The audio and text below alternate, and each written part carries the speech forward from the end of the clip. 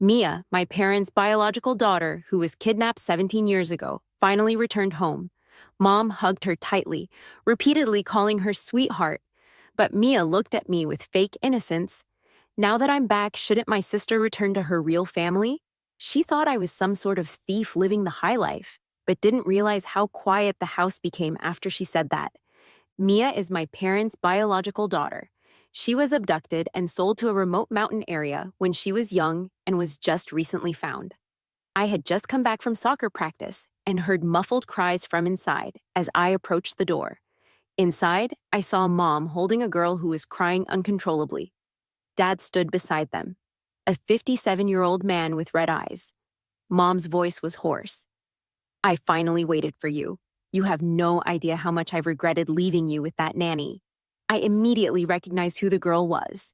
Years ago, my parents were busy launching their business and hired a nanny to look after their daughter. They left early and returned late, spending little time with her, unaware that the nanny was trafficking children. When Mia was 4, the nanny sold her, and my parents spent years searching for her. "Who's this?" A soft voice snapped me back, and I looked up to see her staring at me. I frowned without realizing it. Her gaze made me uneasy.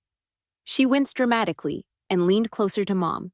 Mom gently patted her back, smiling and saying, "Don't be scared. This is your sister." Mom introduced me too. "Emma, meet your sister Mia." But I didn't remember having a sister. Mia hesitated, glancing at me timidly. Mom said, "Emma is—" I laughed and added, "I'm adopted." Mia's voice dropped to a whisper. "Oh, I see. So Mom and Dad already have another child." "Having a sister isn't bad, Mia. There's more love for you now," Mom said. Mia's expression darkened, tears streaming down her face. I thought Mom and Dad would only love me. Why share it with a sister? I quietly realized Mia's hostility towards me wasn't just in my head. I get it, she suffered out there and comes home to find her parents raised another child. I started to explain, "Actually, I'm your—" But Mia suddenly broke into tears. "Should I not have come back? Disrupting your family of 3? Dad panicked. "Mia, what are you saying? We're beyond happy you're back. Which parents would ever let their kids suffer outside?" Mia looked at Dad helplessly. "Really?" "Of course," he replied. Hearing this, she smiled through her tears and hugged Dad tightly, resting her head on him. "Thanks, Dad." My parents both sighed in relief. Then she suggested, "Well, since I'm back, shouldn't my sister go back home?" The room fell silent, only soft breaths filled the quiet. Her hopeful eyes turned to Mom, who instinctively avoided her gaze. Dad pretended to drink his tea, avoiding her eyes as well. Realizing something was wrong, Mia looked panicked. "Dad, did I say something wrong?" I noticed the displeasure flashing in her eyes and was slightly taken aback.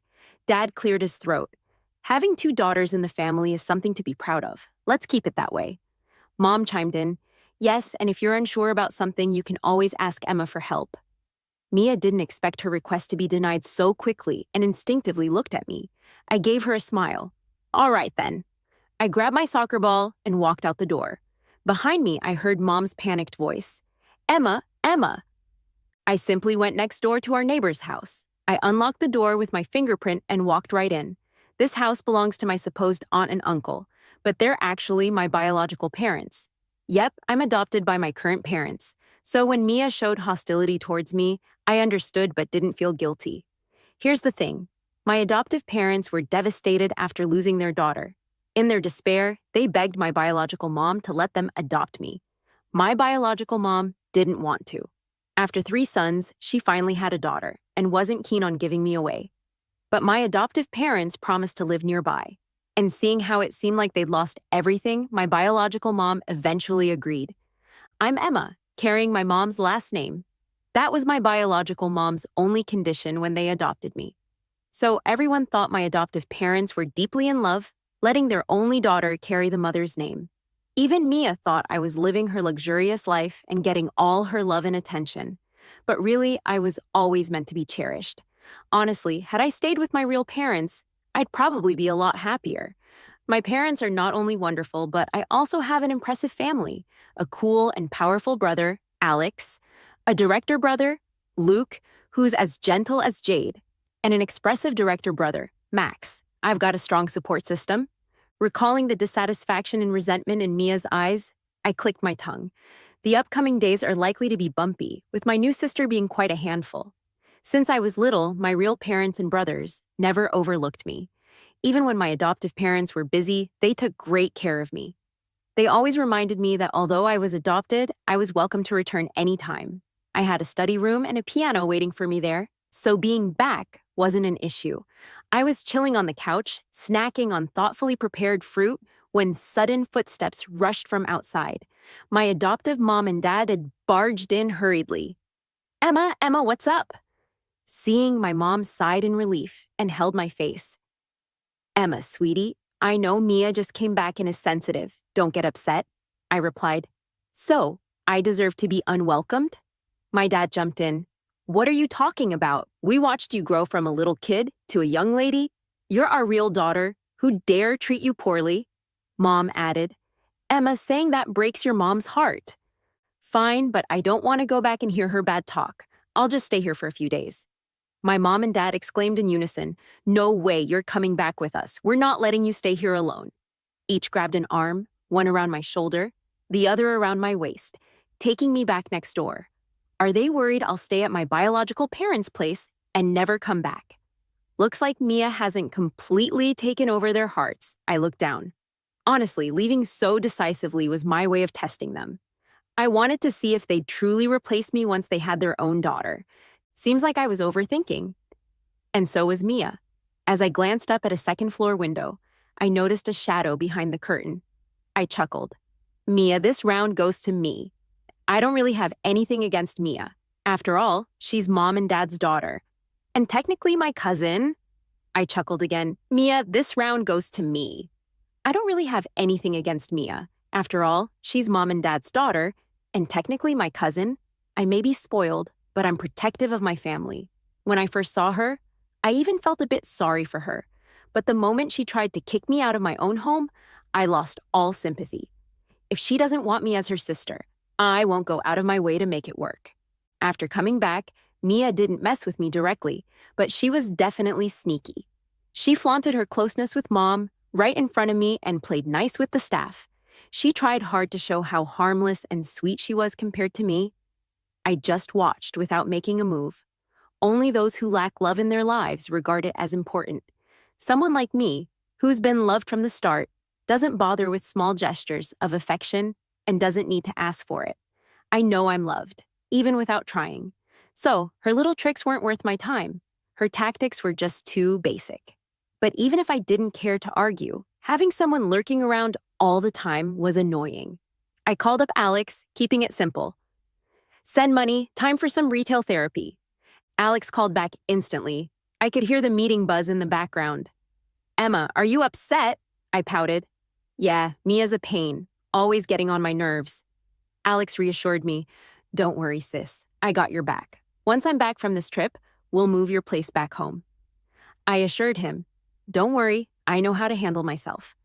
After hanging up, $300K landed in my account, pocket money. I grinned wide and got ready for some shopping. As I headed downstairs, I overheard laughter from the living room. There was Mia, snuggling up to Mom, both smiling. Hearing me, Mia gave me a defiant look. I smirked back, thinking she could make me envious. Passing by, Mom noticed I was heading out and pulled out her phone. "Emma, don't hold back while shopping. Let me send you some money." I nodded, seeing Mia's face darken. In her mind, the family money was all hers, not for some outsider. Sometimes it's amusing, like caring for a moody collectible. Suddenly, Mia piped up, "Mom, can I go shopping? I've never been to a big city mall." Mom's heart melted instantly. "Of course you can. I'll take you." She turned to me, lovingly, "Honey, I'm picking up your bag today. How about I join you?" I knew she was worried about me feeling left out if she took Mia shopping alone. I hadn't planned on agreeing, but catching Mia's bitter face, I changed my mind. "Sure." Getting into the car, Mia quickly grabbed the seat next to Mom. I gave them a cold glance and pulled up a sports car from the garage. As I drove past, seeing Mia's envy turn to disappointment, I couldn't help but smirk. Seriously, did she think I'd play such a silly game with her? Naive. What I'm best at is breaking the rules when I don't like them. Mia, though, kept her composure and soon hid her thoughts again. Sister, you're amazing. I've never seen such a beautiful car before. Putting on my sunglasses, I drawled, if you like it, take a good look. I waved and hit the gas. In the mall, I met up with them. Mom took my hand gently. Let's grab your bag first, Emma. Sure thing. I was eager, clinging to Mom's arm as usual. Mia drifted behind, still stewing over our earlier encounter, not bothering with her usual fake smiles now, just pouting. Suddenly, I heard Mia's frantic voice behind us. Mom, they won't let me in. And that's when Mom noticed Mia was left at the door by security. Mia, why did you fall behind? Mom hurried over to pull Mia inside. She wailed in Mom's arms. Why did they stop me? Is it because Emma doesn't want me with you? I stood there, watching her little act. The nerve. Why should I take the blame for this? Mom immediately defended me. Emma, it's just they don't recognize you yet. You need to wait in line. Mia with teary eyes. Then why doesn't Emma have to line up? I burst out laughing. I'm a VIP here, sis, spending a minimum of $300K a year. I saw Mia freeze, jealousy flashing across her eyes. Through tears, she added, back home, my yearly expenses were only $2,000. Mom hugged Mia tight, pity in her eyes. Oh, Mia, you've been through so much. Don't worry, Mom. Just seeing you again makes me happy. I leaned back thinking, she sure knows how to play sweet and innocent. But I cut her sentiment short, smirking. Mia, no need to struggle now. You get a lot more pocket money these days. With a straight face, Mia said, Sister, money's not what's important to me. Being with family makes me happiest. Perfect words for Mom, gleaming at Mia with love. I sighed slightly, noting she's skilled at acting naive and pure, that hits right. Then the sales assistant showed me my bag. Mia stood around, acting like she wanted to touch it, but didn't dare. This bag, kinda pricey, huh? I said. Yup. Mia suddenly looked at me, hesitated, then asked, Sister, lots of kids like me don't have enough to eat or wear. They're really pitiful. So? I asked bluntly. She seemed surprised by my directness and softly pleaded, so maybe you could donate instead of getting the bag. Before I could speak, the sales assistant stepped in. This young lady isn't one of our customers, right? This bag is a limited edition. Once you give it up, it's gone. Besides, to Miss Emma, it's just a bag. Mia caught the sales associate's hint and blushed red. I watched her embarrassment coldly without a shred of sympathy. I've read about the lives of kids in remote areas. Their living conditions are harsh and educational resources scarce. If it's a girl, she might be married off early. Back then, my parents were still looking for their biological daughter, and I couldn't sleep well after learning this. I dream of a faceless girl being scolded and bullied. She was skinny, with a boyish haircut, always hunched, with her head down. I thought of my sister, whom I'd never met, fearing she was in a similar situation. So I withdrew all my pocket money and gave it to my brother Alex to help me start a foundation. I hoped to contribute to the growth of girls in poor areas, and wished if my sister was among them, even if we couldn't find her, she'd live a better life because of it. But Mia's arrival shattered my fantasy. I could accept her being ordinary, willing to protect her for life, but I couldn't bear a shrewd, calculating person. Sis, say something, Mia urged me, feigning helplessness. I looked at the sales associate. Wrap it up! Mia looked at me shocked, as if I'd committed an unforgivable act. I asked her with a smile, Do you think I'm too selfish? Mia looked down. I don't dare to say. I just think you have the ability to help them. I suddenly applauded. It's admirable how much you care. Mia was startled, staring at me. What? I suggested to Mom. Since Mia cares so much, why not start a foundation in her name? Mom was tempted, but hesitant. But Mia only gets $100,000 a month in pocket money. Mia just came back. She's simple and frugal. With that much allowance, I'm afraid she'd be swindled. Since she has the will, let's go with it. I slowly sipped my tea, just considering it gathering good karma for her. I talked Mom into it. Mia seemed dumbfounded that her allowance was decided by just a few words from me and Mom. She opened her mouth, but was afraid to ruin her noble facade, so she tried dragging me down then. Sis, why don't you start one too? I had already established a foundation to help girls in poor areas, spending $1 million annually. I said with a grin. If you need any advice, feel free to ask. Mia turned pale. This is how it should be. It's easy to be generous with others' money from a high horse, but she needs to put some skin in the game. Since that day, Mia didn't dare to provoke me. I was happy with my peace, barely paying her any mind. As long as she didn't cause trouble, I tolerated sharing space with her. But clearly, I overestimated her. Max messaged me, saying he had gifts sent to my house, including 2 custom-made bank cards with scenic images from his shooting location. Each card had a balance of $5 million. When I went downstairs to pick up the gifts, I found Mia already in the living room. She was gleefully holding scissors with half the wrapping already torn apart on the floor. I immediately looked cold, truly angry for the first time. Who said you could touch that? Mia bit her lip. What's making you so mad? You opened my gift. Mia's face showed defiance. I heard they were gifts from cousin for us, not just you. I gave a look to the nearby maid, making her look away. True, they were from my brother Max, but there weren't any for you. No way, Mia immediately rejected. With so many gifts, there's no way none are for me. I found her guarded look ridiculous and played the voice message from Max. Emma, I'm coming home soon. Send gifts again as usual. Take what you like. Mia broke down, shaking her head with teary eyes. Why, when I'm his actual cousin? I rolled my eyes. I'm his actual sister. Mia, frustrated, turned to leave, and I blocked her. Stop, give me the cards. She tried being tough. What cards? I looked at her mockingly. The 2 cards with a total of $10 million. If you don't give them back, I'll call the police. When I mentioned the card's balance, her eyes clearly lit up. Since I convinced Mom to use most of Mia's allowance to establish the foundation, she only had $5,000 or $6,000 a month now. According to a familiar sales associate, whenever she visited the mall, she'd only try bags, never buy them, fearing ridicule. She'd only buy a scarf or flip-flops before leaving. Max didn't say the cards weren't mine. There are 2. Maybe 1 is mine. Mia said with a stiff neck. Thinking I had nothing to say, Mia grew more arrogant. Technically, I'm his real cousin. You only get these because of me. I scoffed.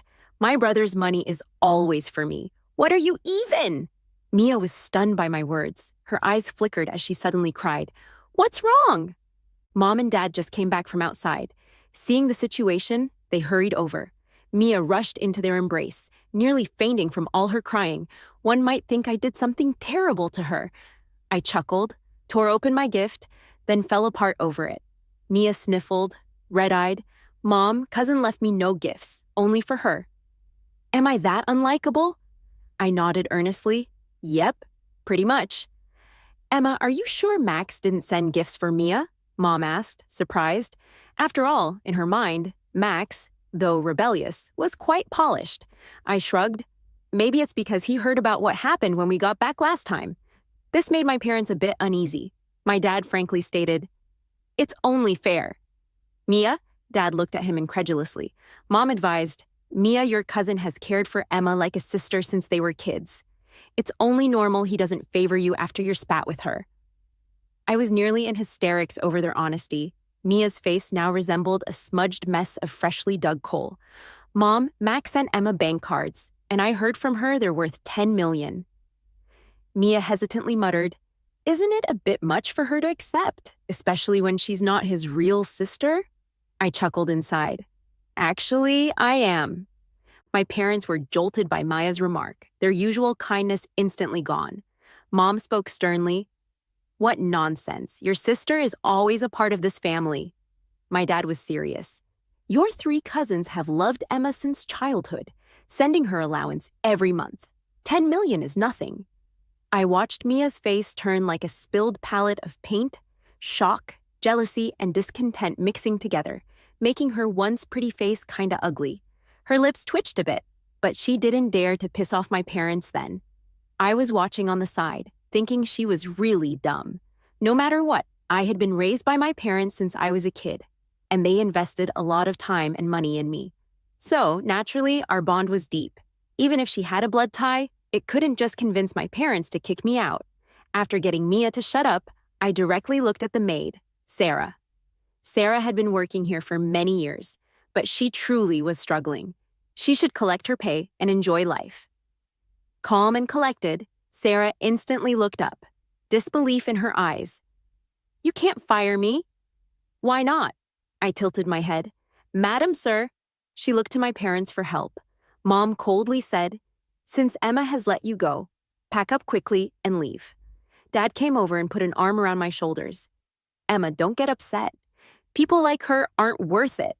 I casually glanced at the other servants, and they all lowered their heads, not daring to meet my eyes. Good. They're smart. With the matter settled, I stayed alone in the living room to sort through gifts. What's mine is mine. Even if I don't want it, no one else can touch it. After finishing counting, I carried the gifts back to my room, happening to overhear the servants talking about Mia. Indeed, she comes from a small family, can't hold her own. Yeah, she wants to compete with Miss Emma, but she can't even match a single strand of her hair. I knew them. Mia seemed to be quite close with them usually. Suddenly, Mia rushed out from a corner, grabbing the two's hair. "You traitors! Haven't I treated you well, and you dare talk bad about me?" The three quickly tangled up. I watched with interest, pulling out my phone to record the drama. When the chaos ended, Mia single-handedly left the other two bloodied. She saw me holding my phone toward her and instantly panicked. "You planned this to frame me." I shook my finger. "Wrong. Really, you outsmarted yourself. Did you think being nice to the servants would make them work for you?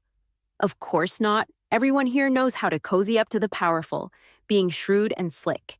Being always gentle doesn't just lose the host's dignity, but also becomes a laughingstock.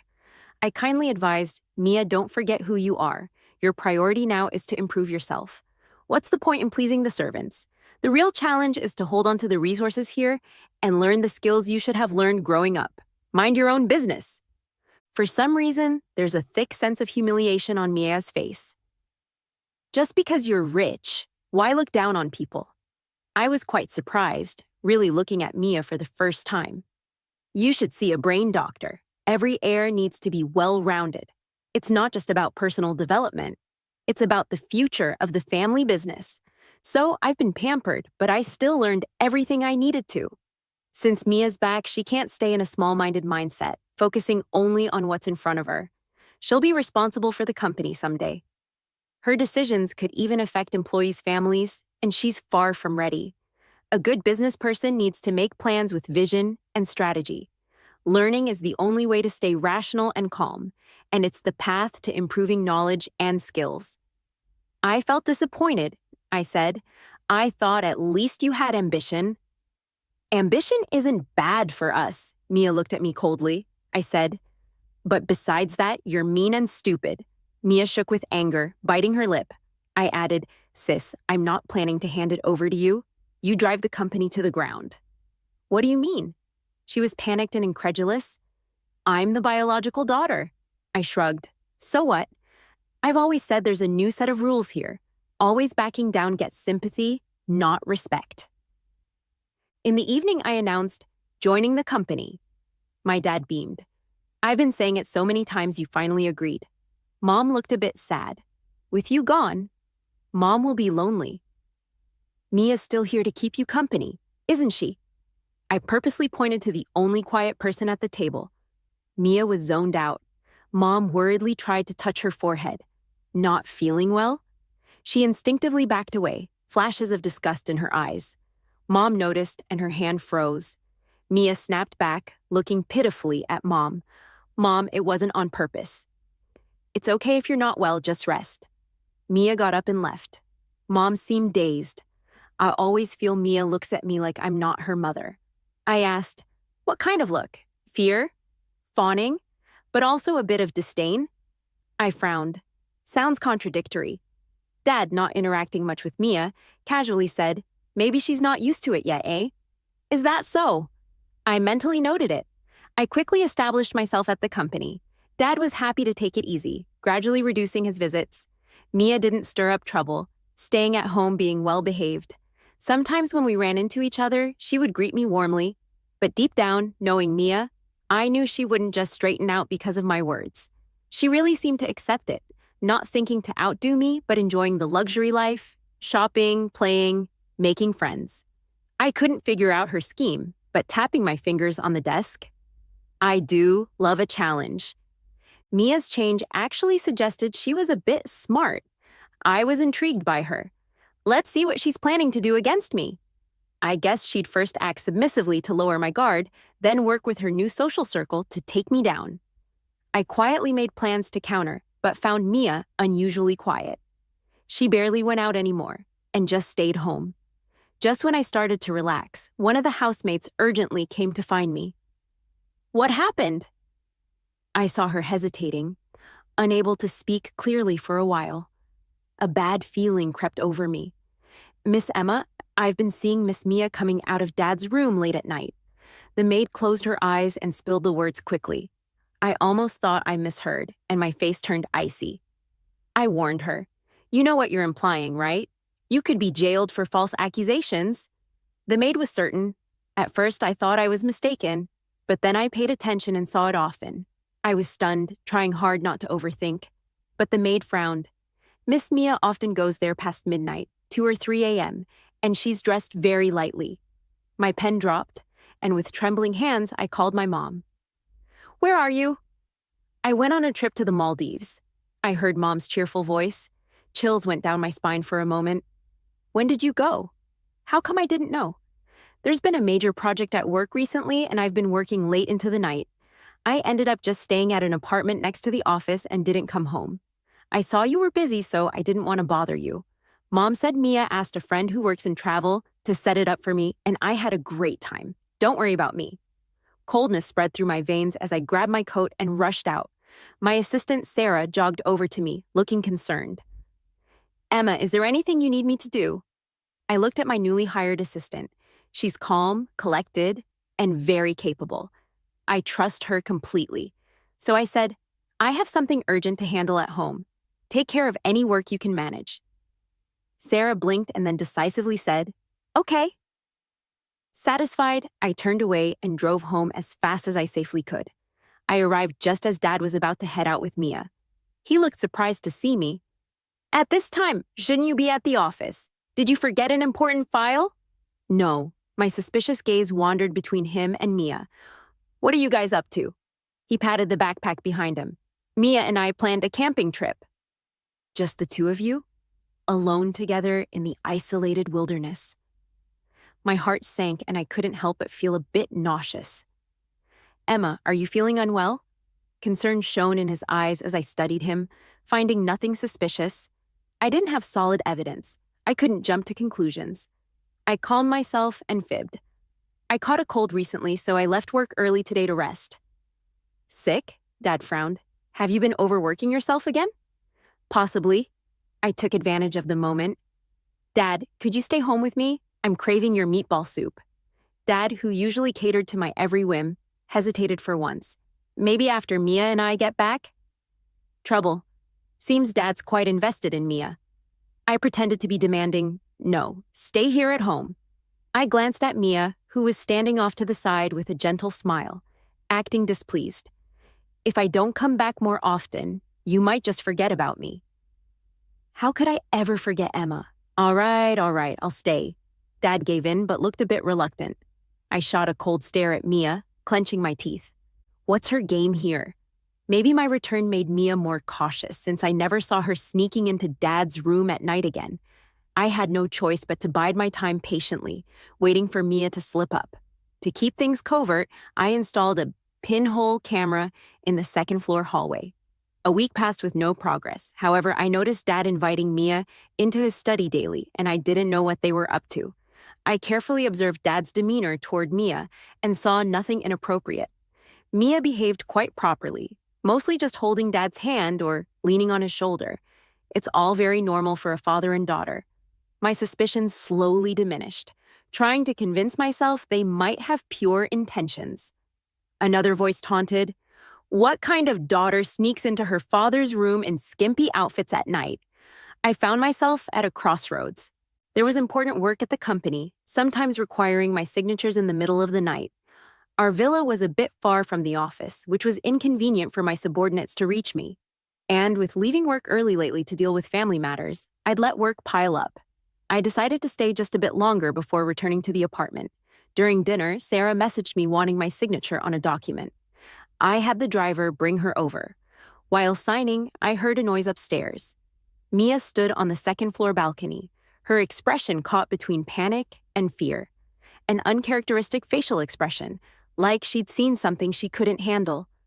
I discreetly followed her gaze and saw she was looking at Sarah. In that instant, I made a decision, smiling brightly at Mia. "What's up, Mia?" Instinctively, she glanced down and crouched. "I broke a cup." "It's okay, don't mind me, I'll clean it up." Nothing was adding up as I noted her trying hard to hide. I knew Sarah's background. She came from a poor family and was orphaned. She was one of the girls my foundation sponsored. I'd taken an interest in her because she was among the few sponsored students who got into college with outstanding grades. Sarah's a diligent, clever candidate, making her a perfect fit as my assistant, especially as I was just starting to build a team. I was just curious why Mia, with her boastful and flashy personality, would fear Sarah, seemingly avoiding or even hiding from her. Was there something more to this than met the eye? After signing, I patted Sarah's shoulder. "You've done well. Head back now." Watching her drive off, I immediately had someone dig into the connection between her and Mia. I hit the jackpot. Mia's mother was Sarah's middle school teacher, but strangely, her mother, not old enough to retire, had oddly done so. I lingered over my thoughts and suddenly froze on a photo of Mia from middle school. Today's Mia resembled the one in the picture only slightly around the eyes. On closer inspection, they looked nothing alike. A string in my mind suddenly tightened. Oddly enough, it hit me. Sarah's features seemed eerily similar to Mia's. Sarah usually wore thick glasses and held herself sternly, while Mia was full of life and smiles. So I missed it all this time. Until today. Staring at their photos, a bizarre theory started forming. The next morning, before leaving, I hugged Dad and discreetly snagged a hair from his head, giving a glance to the housekeeper standing nearby. She had just come out from cleaning Mia's room and slipped me a hair while handing over my car keys. Out the door, I immediately called my brother Luke to book a DNA paternity test at his hospital, saying I'd drop by soon. Even expedited, results take 2 to 3 days. Replaying recent events in my mind, dread crept over me. If Mia and Dad had no biological connection, her late-night intrusions into his room were something else entirely. If true, without a doubt, she'd been attempting to seduce him, no two ways about it. Perhaps thinking she couldn't win against me taking over the business, she sought to secure Dad first before we noticed. Switching lanes, she'd then compete against Mom. Using a child to fight for inheritance is way better than using a fake identity. Everything connects, and the answer is crystal clear. Mia knows me just like I know her. If I'm right, she knows I'm suspicious and will act tonight. I immediately told the driver to speed home, jumped out of the car, and ran inside, the study, tea room, bedroom, no sign of Dad. I stopped an aunt passing by. "Where's Dad and Mia?" "They went out," she replied. A panic set in. "When did they leave?" "Half an hour ago." I rushed downstairs, calling Max, a cop, to help track down Dad's car. In a hurry, I picked the fastest car in the garage. Under Max's guidance, I took the shortcut to intercept them, but it was too late. When I got to the hotel, their car was already parked outside. I quickly found the room number, wrench in hand, about to bust in. The door swung open. Dad stormed out, face dark with anger. "Told you before, that daddy complex is a sickness. You need a hospital." Seeing me, he stopped in surprise. "Emma? What are you doing here?" Mia ran out in tears, hugging him. "Dad, I love you." I stared at Dad, watching his face turn all kinds of awkward shades. My parents arrived and pulled Mia off him. Dad let out a sigh of relief and shouted to the bodyguards, "Take her to the hospital and check if it's her brain or her psychology that's sick." Mia struggled, but was dragged away crying in the hallway. My eyebrow twitched. I had to stop this before someone thought it was human trafficking and called the cops. I told the guards to gag her and forcibly take her away. In the car, Dad eyed me nervously. "Emma, when did you find out?" "One of our maids saw Mia sneaking into your room." His face darkened. "Even she knew." I interrupted him. "Focus on what's going on with you and Mia. There's nothing. We're just father and daughter." He said anxiously, "I've been telling her that ever since Mom left, but she wouldn't listen." I thought, maybe a change of scenery, like a camping trip, would help her. Dad, yeah, but she wouldn't listen. I realized that's why you often took her to the study, just to talk. Dad, yeah, but she wouldn't listen. I thought maybe a change of scenery, like a camping trip, would help her. I was speechless. My middle-aged dad loves the outdoors, hoping nature would broaden her mind. Seriously? He covered his face.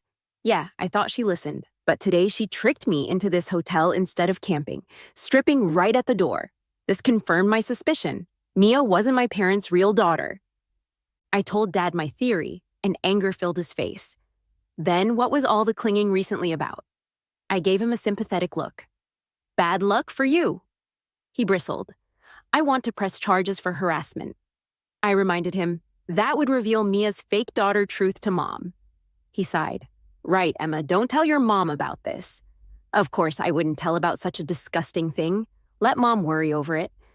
2 days later, the paternity test proved Mia wasn't my parents' daughter, but the test showed my assistant Sarah was. I found Sarah working calmly, not remotely surprised. Curious, I asked, why so chill? Sarah smiled. I'm happy with my life now, so no big feelings about the news. I thought for a moment. Let's give you a promotion and raise then. Sarah became the company's GM, shaking up the company. The next day, the company issued a statement revealing her identity. Those out of the loop thought she started from the bottom to learn the company. Sarah came to me, confused. You clarified my identity, but you... I closed the document, extending my hand. Hello there, cousin. Sarah was stunned. A week later, my aunt, uncle, and 3 brothers returned from abroad. Families gathered in the living room, lively and happy. Aunt suddenly said, now Sarah's back, Emma should move her registration back to our place. The room fell silent.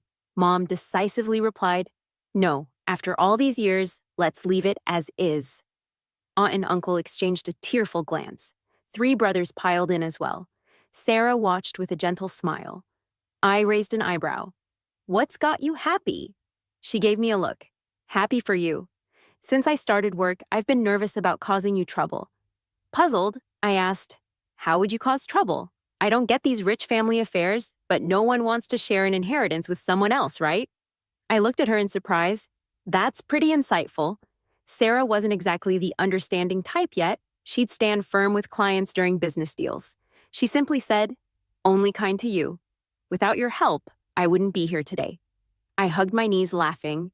A flash of the little pixie-haired girl flickered in my mind, marveling at the world's wonders. I pressed charges against Mia for using a fake identity, demanding repayment of every cent spent as my dad's daughter. The day Sarah and I went to change our residency registration was the same day as the court hearing. After hearing the judge read out the verdict, Sarah and I genuinely laughed. As we stepped out, we ran into Mia, who was being insulted by a middle-aged couple with graying hair. She glared at us with resentment and in a hoarse voice asked, are you both satisfied now? I shook my head with a laugh. I'll be satisfied when you pay back the money. 7 million is a number most people will never see in their lifetime. And for Mia, that number will be a burden for life. Are you Sarah? The middle-aged woman next to Mia looked at Sarah in surprise. Sarah remained calm. Teacher, long time no see. Curious, I looked at this middle school teacher and recalled the whole story of how Mia stole Sarah's identity. Back in middle school, this teacher favored Sarah, almost like a second mother. Their relationship was really close. Later on, the teacher saw a missing person announcement on TV.